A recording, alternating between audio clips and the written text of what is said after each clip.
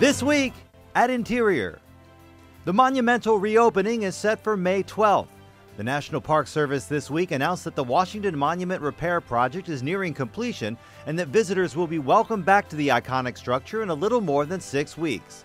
The monument sustained heavy damage during a 5.8 magnitude earthquake in 2011 that rattled the East Coast from the Carolinas to Canada, and it took 32 months, $15 million from public and private sources, and a giant scaffolding structure to fix.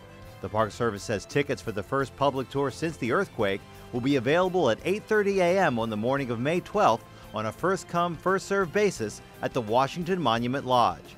The tour gets underway that day at 1 p.m. Tickets for the rest of the spring and summer can be found online at recreation.gov starting April 16th. The monument will be open daily from 9 a.m. to 10 p.m. all summer long.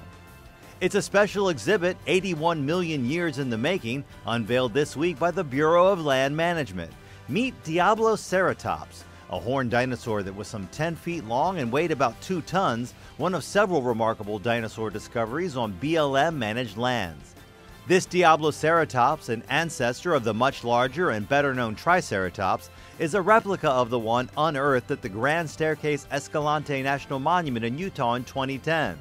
Only one such skull has ever been recovered, this replica proudly on display outside BLM's offices in the main interior building.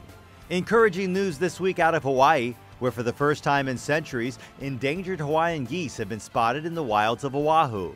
The Fish and Wildlife Service says a pair of nene nested and successfully hatched 3 goslings at the James Campbell National Wildlife Refuge near Kahuku on the North Shore. The nene weren't transported by humans and made it to the refuge on their own. The nene is Hawaii's state bird. Only an estimated 2,500 remain in the wild, but populations are increasing due to cooperative management by federal and state agencies. The U.S. Fish and Wildlife Service will distribute nearly $1.1 billion to state and territorial fish and wildlife agencies to help fund conservation and recreation projects across the nation.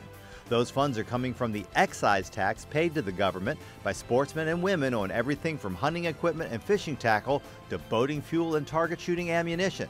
For a state-by-state breakdown of fund allocation, check out fws.gov. And Fish and Wildlife, through the Natural Resource Damage Assessment and Restoration Program, was part of a federal, state, and local team that helped bring a river in Colorado back to life. Just 20 years ago, the trout population in the Arkansas River had been devastated by mining pollution. But now, thanks to habitat restoration, improved water quality, and creative fishery management, the river has achieved gold medal trout water status and is now ranked as the favorite fishing destination for Colorado residents. Secretary Jewell on Capitol Hill this week, testifying before both the House and Senate Appropriations Committees on President Obama's proposed fiscal year 2015 budget for the Department of the Interior. The administration requests $11.9 billion for the department. The Secretary applauds the budget request, saying it makes key investments to maintain vital funding for Interior's critical missions. That's this week at Interior.